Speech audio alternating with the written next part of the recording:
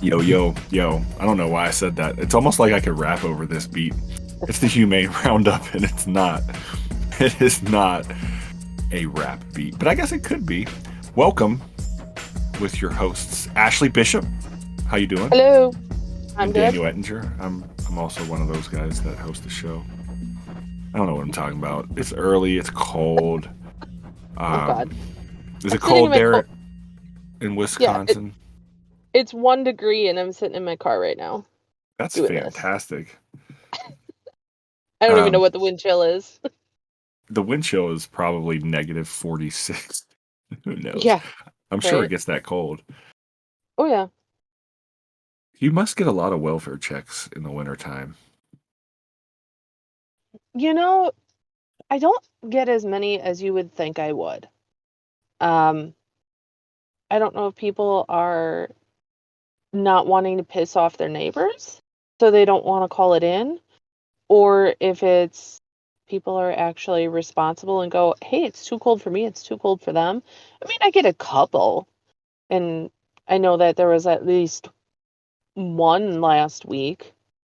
Um, I've got a husky up here that it doesn't matter. Everybody's calling in constantly because this dog is pretty much an outside only dog. Sure. Um, but when he goes outside or when he goes inside, he gets pissed off and is at the door and wants to go back outside. And everybody, there's dogs outside all the time. He is, and he has a proper shelter, and he's a husky. You know, He's fine. he is, and so I noticed that a lot too, where a dog can't even go outside for like 10 minutes without somebody calling and complaining, and so Mm. you'll get the call, you'll go out, and the dog's in the house when you knock on the door, and Yep. it's like, come on, peeps, like I get it, and let me say I appreciate the community's concern for our pets. Hmm. At the same time, I think there needs to be education on both ends. And so sometimes I like to call the reporting party and just say, hey, here's what I saw. If you see this, then maybe call back. But if the dog's just out for a few minutes just to relieve itself, let's not bother the Yeah. neighbors. Yeah. Yeah, and that's just it. That's some of the most frustrating, I think. And one husky in particular, I've gotten to the point where I just enter in comments like, "Been there numerous times. Dog is fine. Done. 10-8." Yeah. Back at it.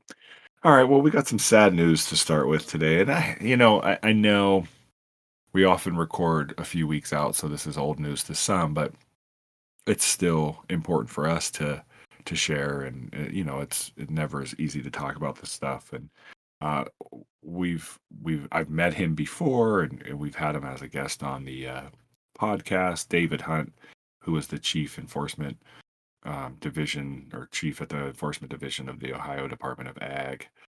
Super involved with animal fighting, just a great advocate for the animals. He passed away at such a young age too, No. and so I'm just sending our Wow. best to his family and everyone that knew him, and maybe went to some of his trainings. He was an incredible advocate in our profession, and just want to make sure that we, send our condolences. Very, very, I guess you could say, um, unexpected. That's the word I'm looking for. Death there, and just kind of Oh. sad to hear about that. Yeah, the animal world's lost a good one, that's for sure.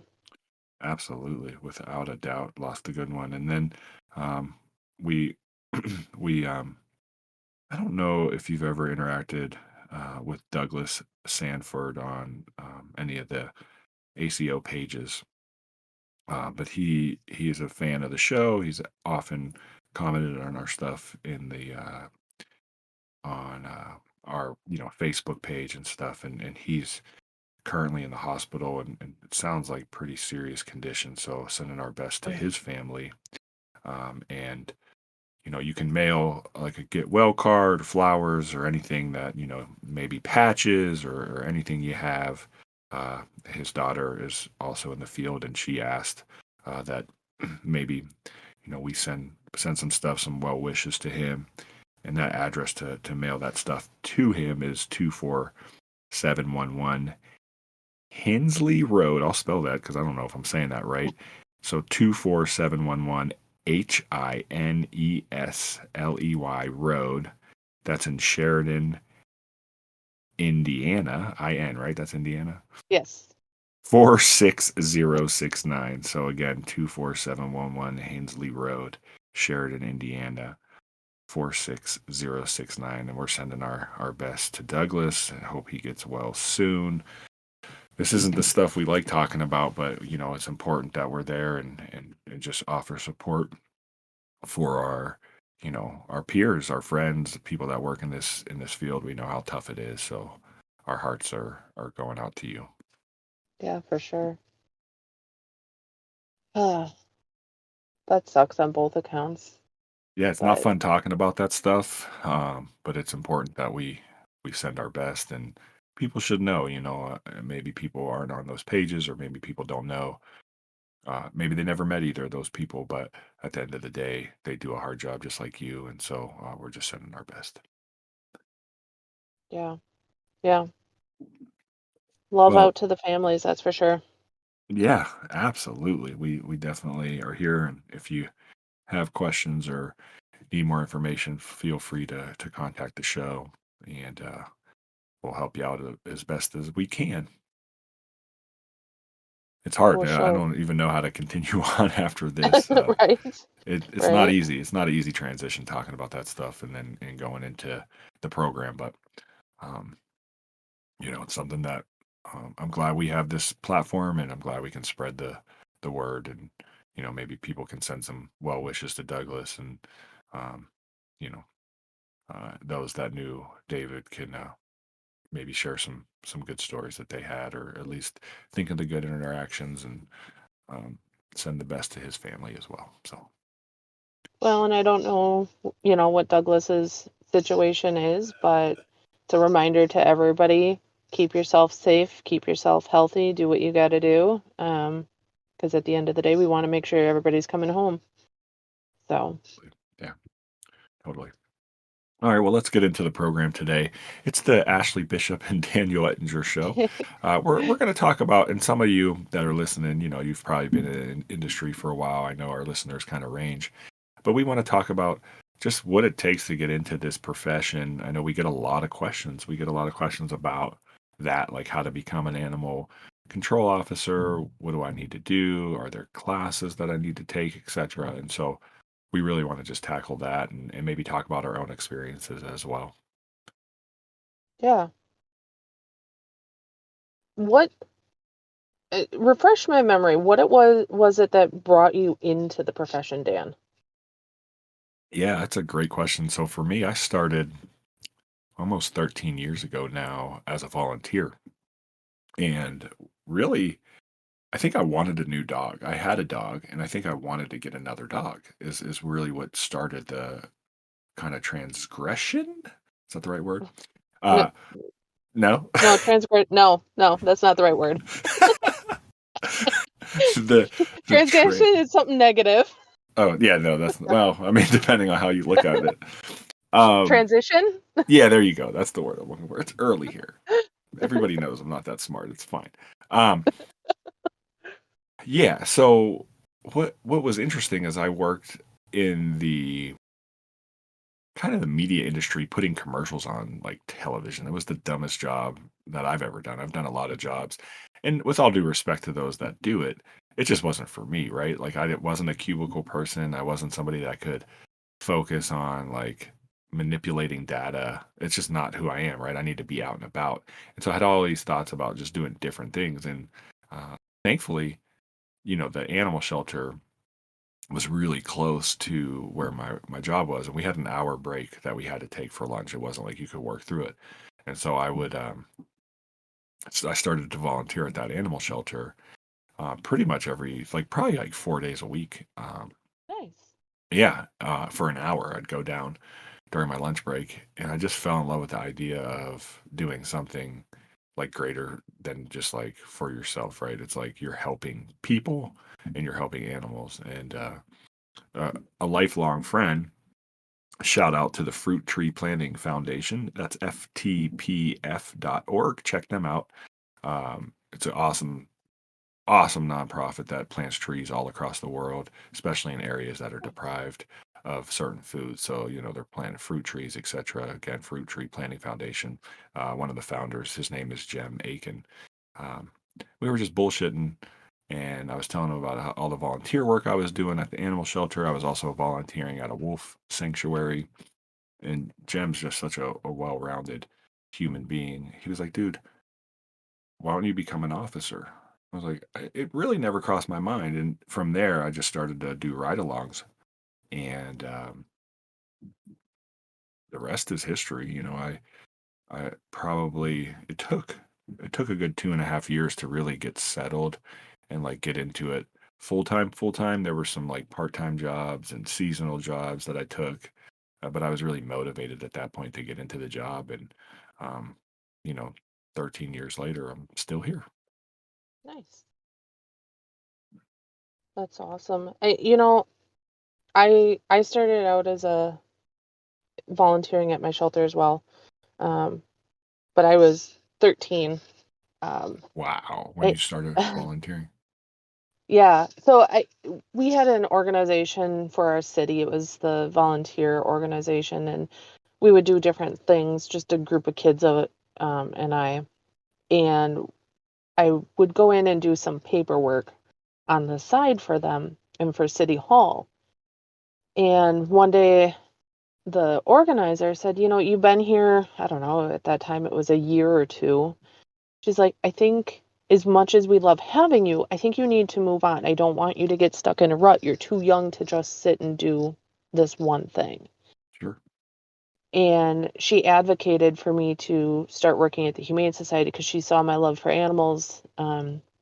She would bring her dog in all the time. And the Humane Society didn't typically allow 13-year-olds to come and do volunteer work. But she advocated for me, and I started volunteering at the shelter. So from between the time of being 13 to 16, I actually put in like 2,000 hours, Wow. um, which I mean is really kind of a lot at that age because you got to think, full-time student and everything else. Sure. Um, And then when I was 16, I got hired at the Humane Society. And I mean, I did everything. I did cleaning kennels, medications. I was one of the few that really enjoyed in dealing with the difficult animals, the more aggressive ones, and they trusted me to do it. So I did adoptions, everything. And so I started working there at the age of 13 or 16 as an actual employee. And they worked towards getting the first humane officers for the county. Okay. And they worked out of the shelter at that time. And I got to see a lot of their cases and stuff. And there was a case that I was 18 at the time, and they went out to this very rural area. This woman had cows out in the pasture that, the ground was just rocky as rocky could be. The cows could barely walk on it. There was no hay, no water. Feces, I kid you not, from the top of the feces pile to the um, top of the door jamb of the barn, there was maybe 4 feet of space. The weeds in the yard were at least 2 feet above our heads. So it was a literal jungle. And she had about 80 dogs running free on 80 acres of land, attacking one another, cannibalizing because they were starved. Jesus. Like, just a crazy case. And the two humane officers are like, yeah, we need everybody out there because we can't handle this, just the two of us. And so I got to go out on that case, and after a full day of work, we were out there until, I don't know, 10 o'clock at night. And I had always had an interest in the law. I had originally wanted to go into the criminal justice program to become a police officer and stuff. Um, but after that case, that was where I'm like, nope, I want to be a humane officer.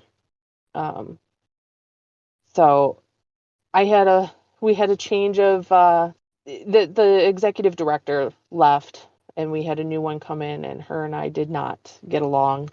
She came in October. I was gone by January. I could not take it. And talking to current staff that was under her, they couldn't either.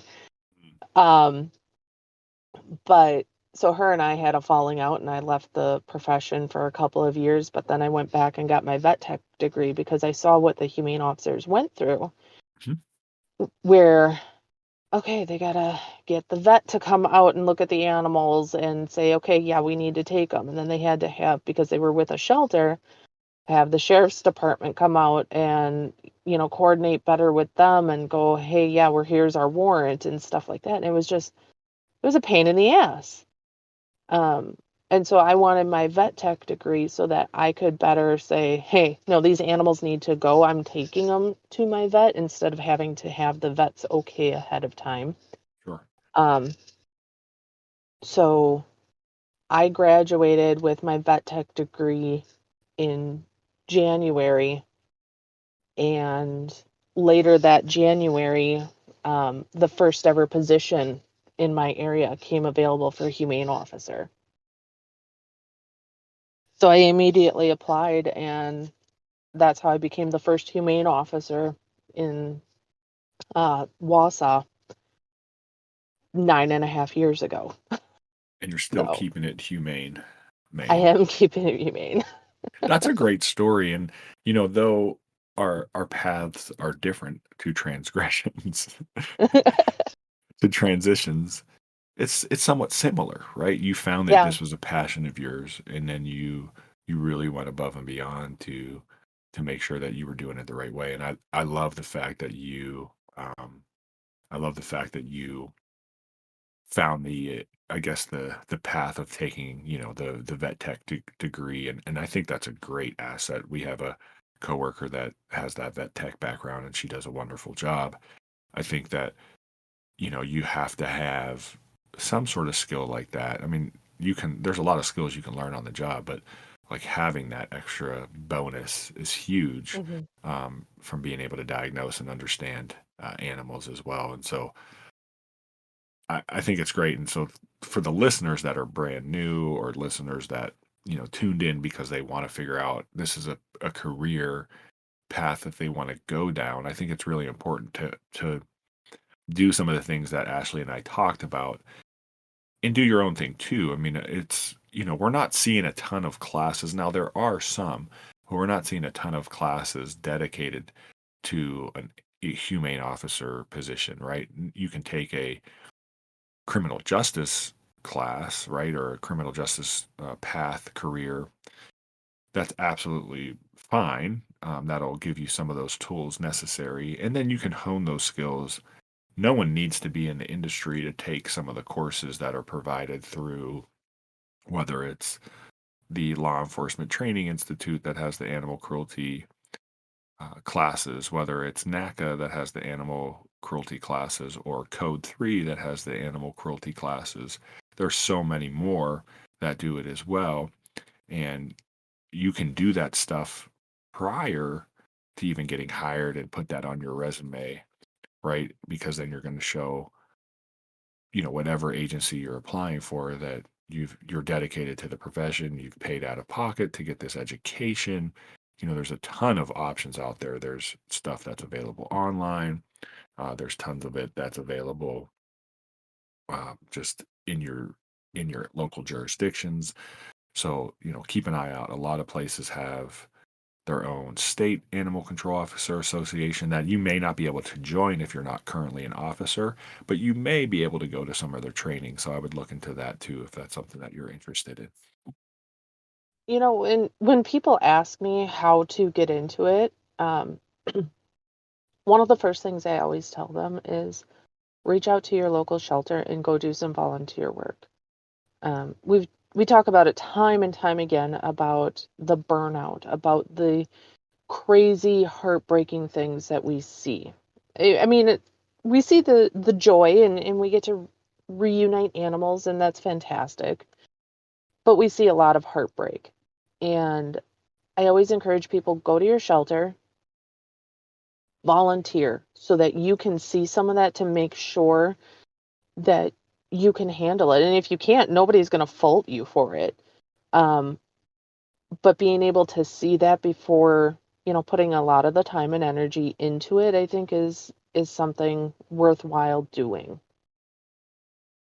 Absolutely. And I think the volunteer aspect is such a great component because you're giving your time and energy to help Mhm. the animals, and you're learning a great skill and asset, um, which is super important. And obviously that you and I both have that experience and not everybody does from the volunteer aspect.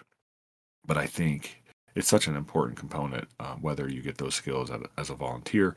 One of the things I didn't mention as my pathway to this is from working that job in a cubicle, I ended up going to a doggy daycare. But that was the time before I got a seasonal job. And I worked at doggy daycare. It was probably 6 to 8 weeks tops before I got hired on as a seasonal officer in northern Colorado.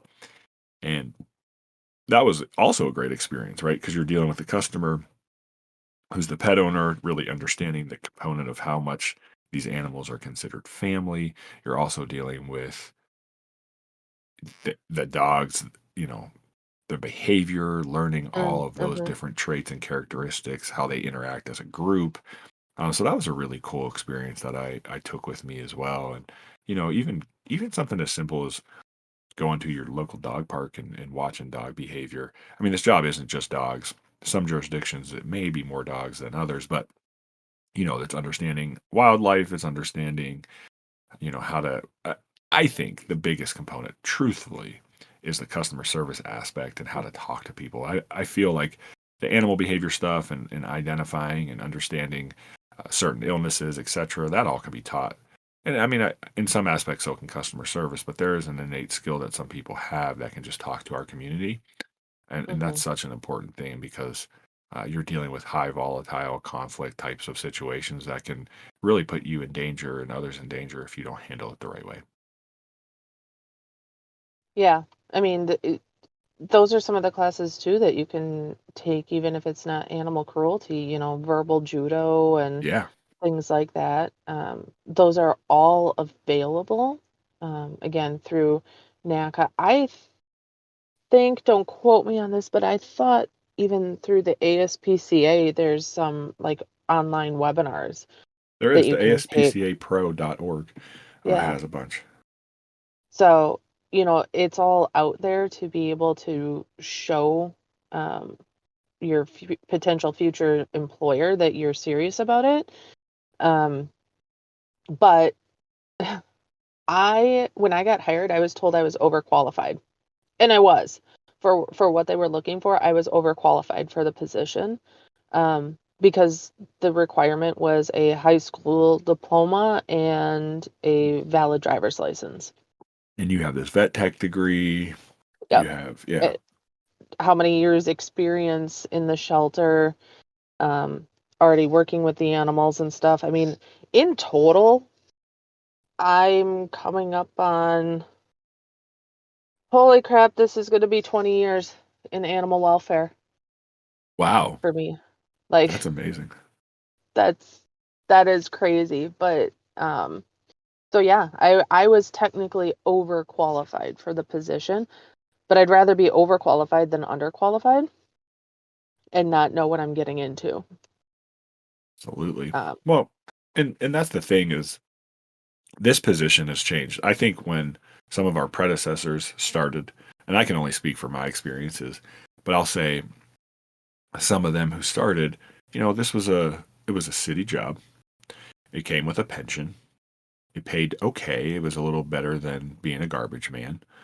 mhm, And it had, decent time off, good health insurance, etc. A lot of people just it was a city job. It was a secure job. If you did it for 25 years, you got your retirement, boom. Now, I'm not saying this is the case for everyone because it's not. But some people, that's why they took the job. They didn't take it because they were passionate about helping animals or helping people, right? They took it because it was an opportunity to do something that they would have a secure retirement. They would have the ability to pay bills. And so I think from that aspect, people took this career, took this job without the passion. And to be honest, and this is even before my predecessors, so their predecessors, that's somewhat where the dog catcher Mhm. image came from. And I say this a lot. It wasn't this creative Disney person's like masterpiece where they're like coming up with some overweight, old, angry dog catcher running around with a net. It was probably an exaggeration of what they saw in their community. And now in today's world, and if you're listening, you're like, yeah, this is something I want to do. It's because you want to do it. You have this like passion. You see that this is a job that is, helpful to your community, helpful to your animals. Um, just like in some aspects, maybe not just like, but in some aspects, like being a firefighter became more popular after 9/11. Um, Mhm. and for us, I still think we're like kind of in that transition, but being an animal protection officer is maybe more attractive to some than being a police officer or being, a code enforcement officer. Maybe there's just, that's raising the bar. I just think there's a lot more interest in this profession now than there may have ever been. Well, and I think that's because as a collection, we're trying to get out there. We're trying to be more noticed. You have, I don't know, what is Animal Cops? Is that still a TV show? It is, I think so. Or they have like live Or PD, all that stuff. Houston, yeah, Houston SPCA or something like that. So they're trying to make it more well known about the profession and what we do. Um, which is great because we need more people to realize that we aren't the dog catcher. But I mean, for those of you that remember Ocho when he was on the show, if I recall, that's what he originally took the job for. It was a city job, and he thought, hey, I can go catch dogs. Um, and now, he's still sticking with it and I think he has loves the more. job though too. Yeah, now he Yeah, does for sure. yeah. Um, Absolutely. but yeah, it's not all kittens and puppies and like everybody wants to think it is. I've got this um picture that I have hanging up on my desk, and you know it's got 6 different pictures. I don't remember what they all do, but what my mom thinks I do, what society thinks I do, what my boss thinks I do, and my boss thinks I'm sitting there having tea with kittens. And then in reality, no, you're walking around with all your gear trying to catch whatever it is or handle whatever case. But trying to get that image out there, and we've talked about that numerous times too, is just, realizing that it is a lot more. And I think people starting to realize that, um, which Yeah, is fantastic. absolutely. And I think I want to really preface it's not that you don't get to work with animals, because clearly you do, but the majority of your time is spent dealing with the people, in my Yeah. opinion, at least from my perspective. And so keep that in mind if you're getting into this profession. And to recap a little bit, some of the stuff that can really help you kind of along the way getting into this job is, I think like we talked about earlier, is really getting involved some way, whether it's volunteer work, whether it's, you know, Get your feet wet. yeah, somehow working at a local vet office or a doggy daycare, just being in that, I would say being in that mindset of like, I'll do whatever it takes, right? Uh, Hmm. some it's not all, but some agencies require a college degree or equivalent experience. So maybe you don't have a college degree, but you have several years working at a vet clinic or a doggy daycare, or maybe you've done some other type of law enforcement work that could transition over there. Really work on doing some of those things that we talked about earlier, like that training that's available to you, even if you're not an officer, but it's specific to animal control, right? There's a lot of online courses. I think you can join. I don't know. So Code 3 has the Code 3 Coalition, NACA has their membership. I don't know if you need to be an officer to join those. So if you're not an officer, check those out. You can go to their websites. And I know I'm using acronyms, the National Animal Care and Control Association. Just Google that, code 3. Coalition, I think is what you Google. And you can Yeah. go to their websites, check that out. And again, there's several other trainings. If you just put into your Google animal control training, just start doing that type of stuff. ASPCA Pro, you might be able to sign up and take those courses. Take some FEMA courses. That's really important as Yeah. well. So for the emergency management stuff, and just do what you can. Just widen your net. And, there's so much opportunity out there if that's the profession you want to get into. And you'd be surprised how many of them are even have free courses that you can take. Justice Clearinghouse has courses as long as you're watching it at the time of the recording, it's free to watch. Yeah. Yeah. And you can get a certificate from that. You can also, we've talked about it on the show, you could do volunteer work with the ASPCA and HSUS. Now, if you don't have a lot of animal experience, you're probably not going to get put out with the animals, but they have a lot of other background work that needs to be done as well, paperwork and things like Mm. that. So those are all great resources. And And yeah, go ahead. I was just going to say the other thing you can do, reach out to your local humane officer. I actually had a gal who just started a county over, and apparently she Googled, and I don't know what she Googled because I tried to do it myself and couldn't find it. But I was one of the more prominent names that she found. So she reached out to me and said, "Hey, I'm just starting this position. Can we chat?" And I said, "Absolutely. You want to come have coffee? You want to do it at Zoom, whatever." And my department actually allows me to do ride-alongs. So I Yeah. said, "Hey, come in one day and do a ride-along with me. You can see what I do." So you can reach out to your local humane officer now and do that. Ride-alongs are great. And the other thing that I forgot to mention too are internships. So if you're in Mm, school, there might be internships, whether you're in a vet class or some other class. Your local law enforcement or animal protection agency or veterinary clinic might, or even shelter might have an intern position for you to go in and get more familiar with the job as well. yeah, Well, that's fun. I think it's fun. Check us out. If you have questions, you can message us on Instagram or Facebook, h.o.bishop. That's Humane Officer Bishop or Animal Protection Officer Daniel. Send us messages. You can email the show at humaneroundup@gmail.com, or just shoot us something through one of the socials. And we're here to help, man. We know there's a lot of people that want to get into this industry, and it's hard. These jobs don't come up every day. It took me several no, months back in the day to get into it, and I'm sure it's still pretty difficult to get into it. So don't give up hope. Keep on pushing, and we'll definitely like to see you in this industry and helping out the community. I think that's most important.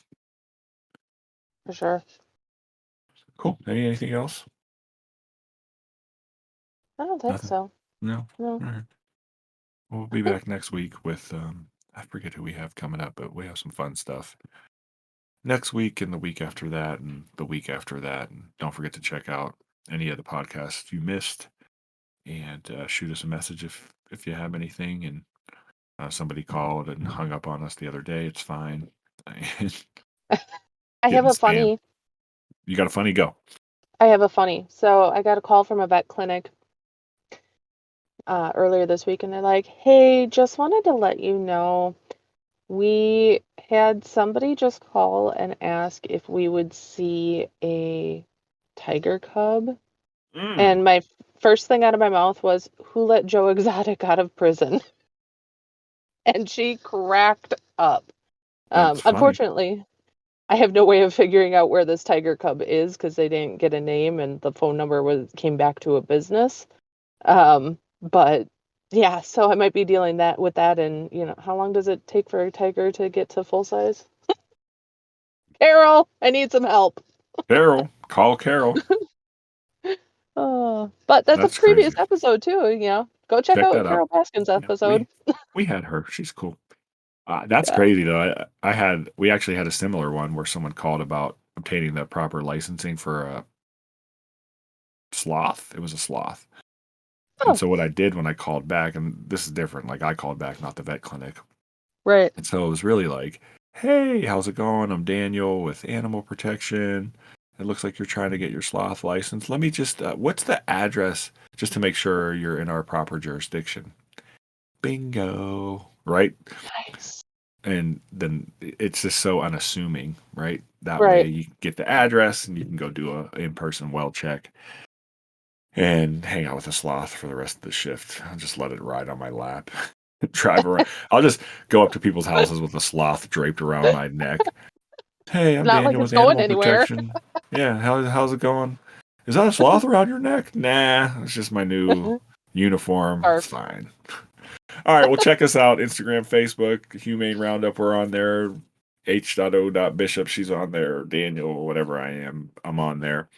We really appreciate you listening to the show. This is great. This is here for you. So if you have any episode ideas or want to come on as a guest, hit us up and we'll love to have you. Sounds good. Okay. Okay, you know what time it is. Do you know what time I it is? do. I know All what right, time it cool. is. Do you know what time it is? Keep it humane, Humane Maine. Maine.